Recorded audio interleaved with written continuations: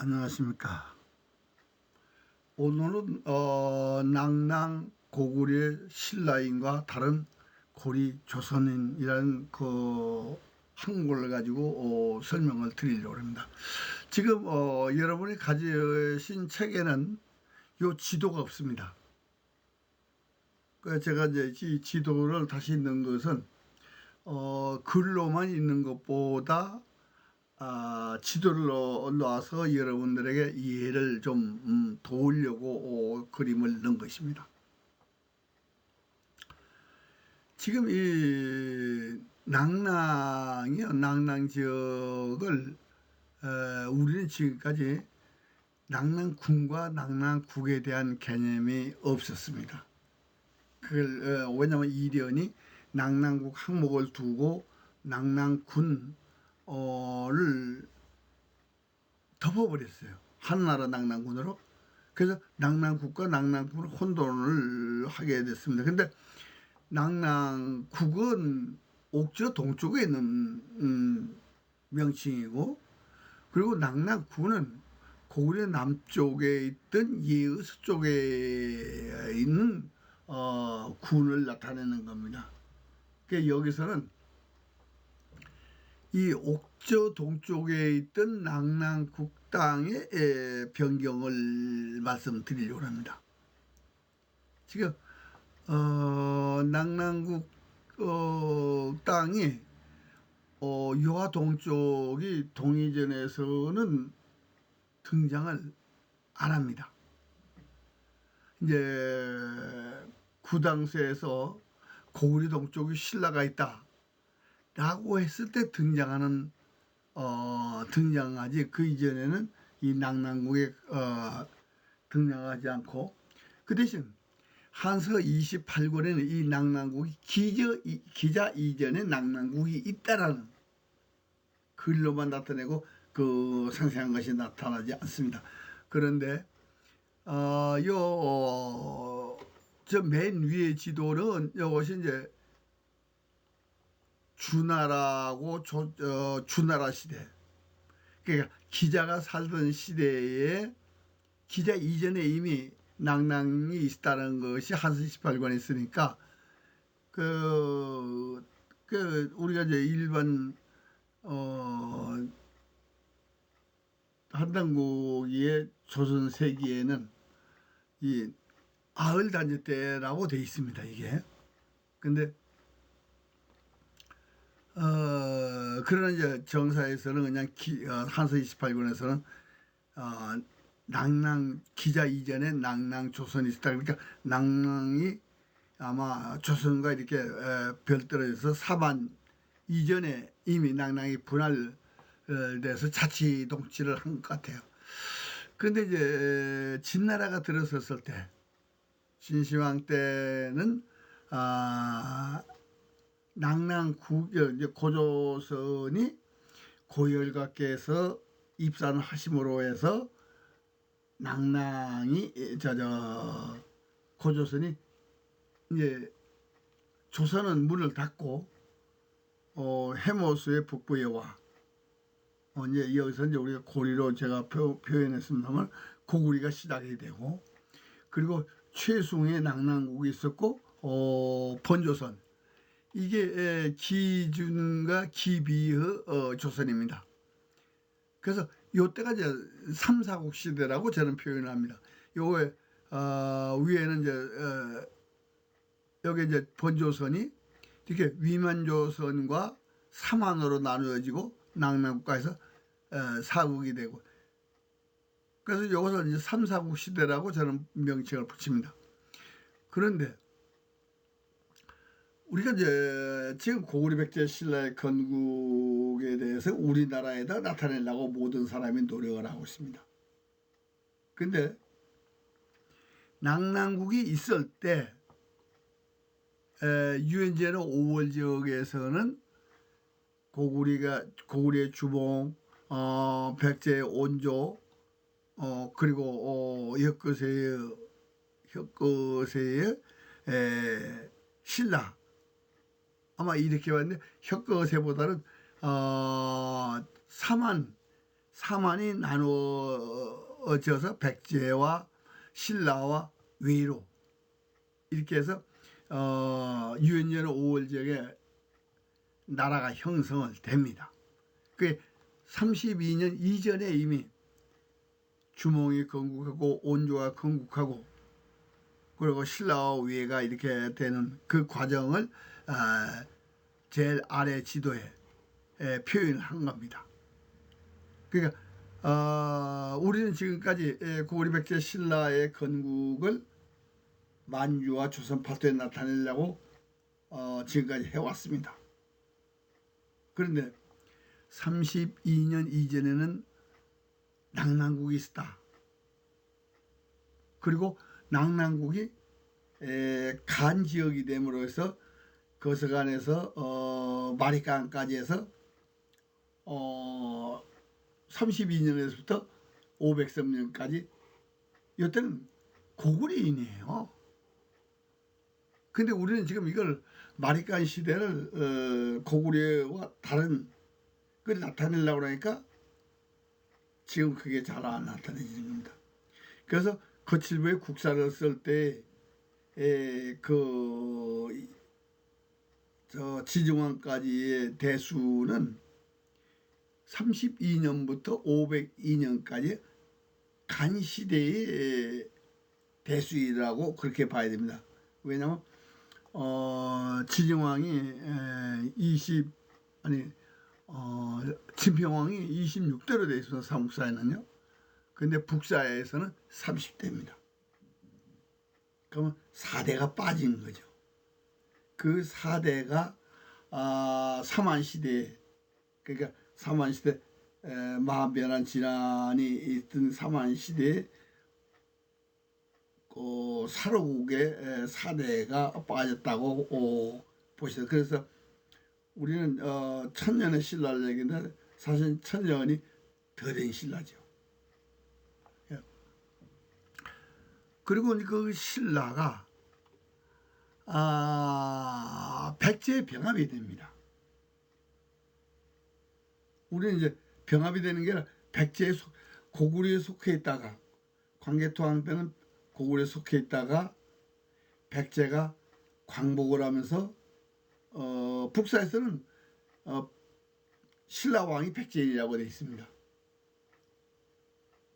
그래서 지금 백제가 광복을 해서 백제와 외의 지역을 하고 그 당시 503년부터 신라가 요하동 쪽을 다스린 그리 신라가 등장하고 그리고 나서 지금 신라가 고구려 백제의 말하자면 통치를 받다가 광복을 해가지고 동명과 더간 그쪽에서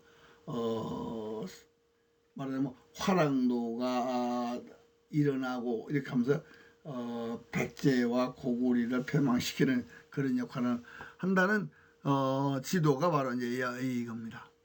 이때도 그냥 요하동조가 신라였어요.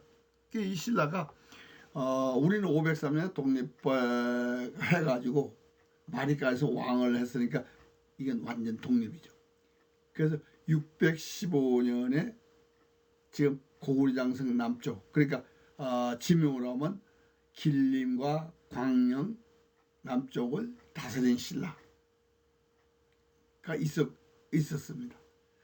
그리고 이제 백제 고구려에서 고구려가 이제 왕성했다가 백제가 그 주도권이 이제 백제로 넘어가면서 신라가 백제에 속해 있다가 광복을 해가지고 그 이제 이때가 이제 두신라 시대라고 저는 얘기를 합니다. 근데 우리는 이 두신라 시대를 인정을 한 책이 없습니다. 근데 삼국유사에서는 선덕왕 때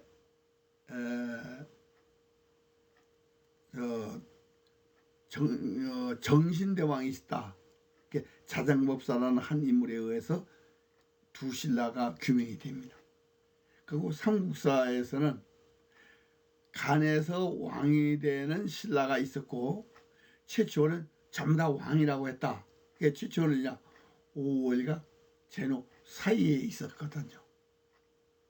그래서 두 신라를 구분할 수 있는 자료가 있고, 그리고 당서에서는 고구려 동쪽에 있는 신라와 마한 땅에 세워진 백제의 동북에 있는 신라, 즉 지금 요 신라를 얘기하는 겁니다. 요 신라, 사로신라를 얘기하는 겁니다. 이 사로신라가 그러니까 고구려에 좀 속해 있다가 백제에 속해 있다가 광복을 하니까 지긋지긋하거든요. 그래서 백제와 고구려를 당나라와 연합해서 패망을 시킵니다. 그게 660년이죠. 그리고 663년에 당나라가 신라를 계림도독부라고 합니다. 그래서 지금 백제 패망 후의 지도가 두 신라를 나타내는, 그리고 발해가 지금 하북성까지 차지하는 그림이 있습니다. 이 하북성까지 차지하는 발해를 그리게 된 것은 바로 구당서와 신당서, 삼국사에서 백제 땅을 발해가 차지한다.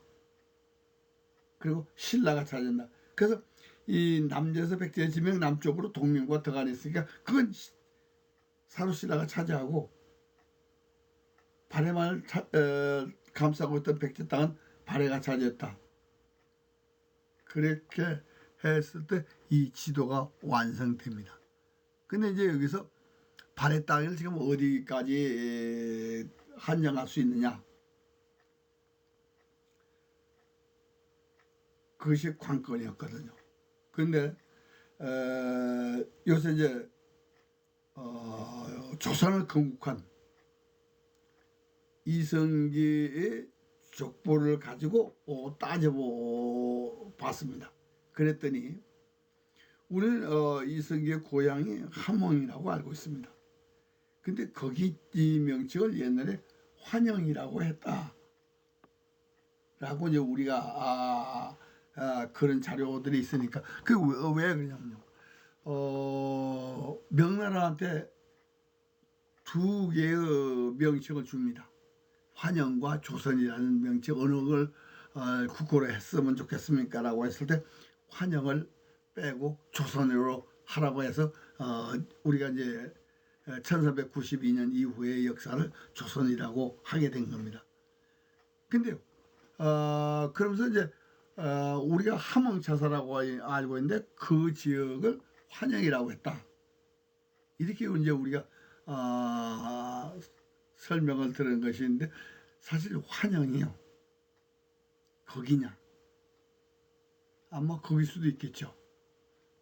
근데 이성계가 고려 장군 하기 이전에 이성계의 아버지 이자춘이 쌍성 총관부 천호입니다. 그 쌍성은 어디냐? 지금 하르빈 남쪽에 쌍성이라는 지명이 있습니다. 그러니까 우리가 이제 지금까지 고려가 만주를 다스린 것을 가르치지 않는데, 지금 만주를 고려가 다스렸다. 그게 고려사에 있습니다. 근데 어디냐? 지금 고구려 장성의 해주가 부여에서 해주까지는 그건 고구려 장성입니다. 근데 그 서쪽에 송령에서 해주까지는 1035년에 고려가 싼 고려 천리장성입니다. 천리장성의 시발점이죠. 그 만주를 신라가 다스리고 그 다음에 고려가 다스렸다. 그런 말씀을 드리려고 합니다. 그러니까 우리가 알고 있는 것과는 만주 땅을 신라가 615년부터 다스리고, 그리고 1035년부터 고려가 다스렸다 라는 말씀을 드리면서, 우리는 그러면 이 황해동 쪽의 역사는 지금 낭랑국에서 32년에 고구려에 병합이 됐다가 503년에 독립해서 615년부터 신라가 다스리고 그리고 고리가 다스리게 된 그 역사를 여러분들한테 알려드리려고 이 항목을 두었습니다. 우리가 지금까지 이 땅의 역사를 정립을 못하니까 유엔제는 오래 있는 역사기로, 그러니까 상대사 시중장에 있는 그 역사, 그것은 진화 18사 동의전이 입증을 하는 역사거든요. 그리고 우리는 고구리 연방이 말하자면 마리간에서 왕이 되는 신라가 떨어져 나오고, 그리고 5월과 제노 사이에서 사로신라가 광복을 해서 두 개의 신라가 있다는 걸 인식하지 않는 한 이 삼국사와 동의전에 의한 역사 보고는 굉장히 어렵습니다.